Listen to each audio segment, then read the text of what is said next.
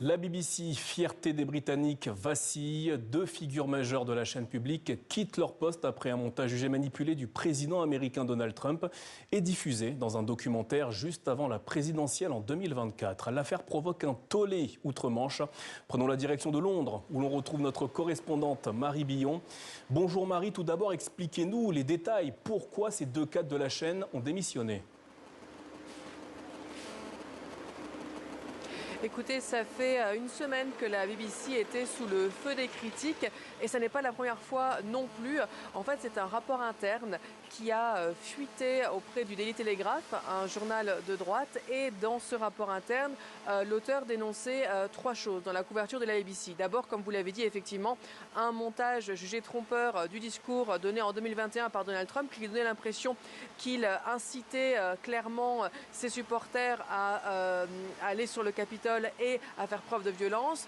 Deuxième point de critique, c'est la gestion des questions transgenres à l'antenne de la ABC. Et le troisième point principal, c'est la couverture de la guerre à Gaza, en particulier sur la chaîne BBC arabique, donc la chaîne en arabe de la BBC. En fait, les pressions s'accumulaient en interne au Royaume-Uni depuis plusieurs jours, mais elles venaient aussi des États-Unis. Et hier soir, Donald Trump, le président américain, s'est réjoui de ces deux démissions.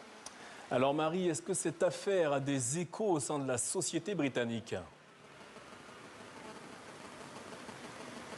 Alors déjà, il faut savoir que la BBC est financée par un système de redevance audiovisuelle, c'est-à-dire qu'elle est payée par tous les Britanniques, tous les contribuables. C'est un média qui fait de l'impartialité sa mission, surtout dans un paysage médiatique fait de beaucoup de chaînes privées qui sont de plus en plus politisées selon les commentateurs. On cite notamment la chaîne GB News, classée à droite, qui est favorisée très clairement par Donald Trump, le président américain, qui l'a dit lui-même. Et justement, certains dénoncent ouvertement un coup monté visant à décrédibiliser la BBC pour des raisons politiques. D'autres se demandent si cette double émission n'est pas en fait un geste diplomatique pour apaiser Donald Trump.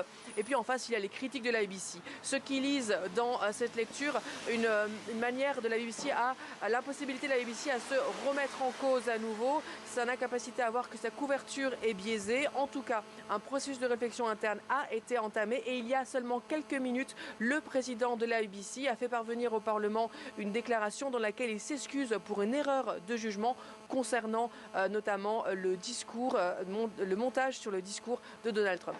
Marie Billon, correspondante TV5 Monde à Londres, merci pour ces précisions.